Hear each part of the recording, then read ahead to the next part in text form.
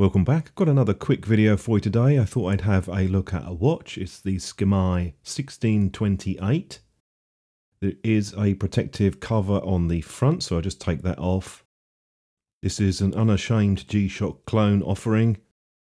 Obviously there's no logos or trademarks, so we won't call it a counterfeit. It's a sort of tribute watch. I've put some of the key features on the screen for you just so you can have a look at that. In terms of the overall build quality, it's pretty good really. It feels quite decent in terms of the plastics and the resin. Even on the wristband, the styling is very close to the G-Shock, which I'll be doing a quick comparison with shortly. The strap is quite soft really, it's a lot more subtle than the Casio ones, which tend to feel a bit plasticky. So in some ways you could argue that might be an improvement. Have to see how it will hold up though to long-term use. On the back we have the stainless steel case. You can see it's rated to 5 atmospheres or 50 meters. CR2025 battery in this one. Fairly decent length strap on this side. Imagine most people are going to find the fit to be pretty good. It's actually quite a comfortable watch to wear. I have the negative display version, so I will be talking about that a bit later on. A couple of minor areas where the finishing isn't quite as good as the original, which I suppose is to be expected for a cheaper watch. Next to the DW-5600E, there's a few differences in terms of that recessed button on the top left. That is a normal button on the SKMEI.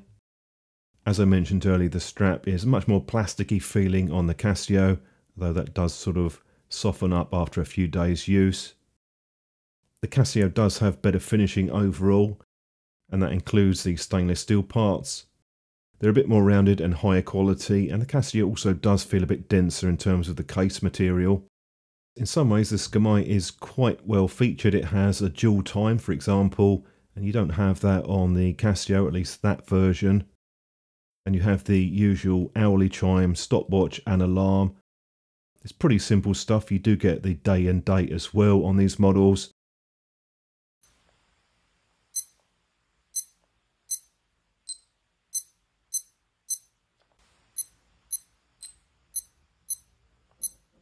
The beep is slightly louder on the clone watch for some reason, could be down to the case thickness. All of the buttons are a bit harder to push on the Casio, seem to have a bit more resistance. The negative display is a bit hit and miss, to be honest. It can be quite difficult to see at certain angles. Particularly in low light, you're definitely going to be using that backlight a lot more compared to a normal display. I have no way of testing to 50 meters depth, but I did put it in a container for about half an hour. Didn't have any problems, and there is a fairly decent O-ring seal on the back. You get quite a few different colours and styles with this, including sort of camo effect. As far as the negative display goes, it does look nice, but it's not that practical really. As it's a cheaper watch, you only have a resin cover on the front display. I think it's worth a look if you just want a basic daily watch. Doesn't really matter if it gets damaged or destroyed. The real Casio is a better made watch overall, so really down to the cost on this if you think it's worth paying that extra. If you bought one of these watches, let me know what you think of it down in the comments section.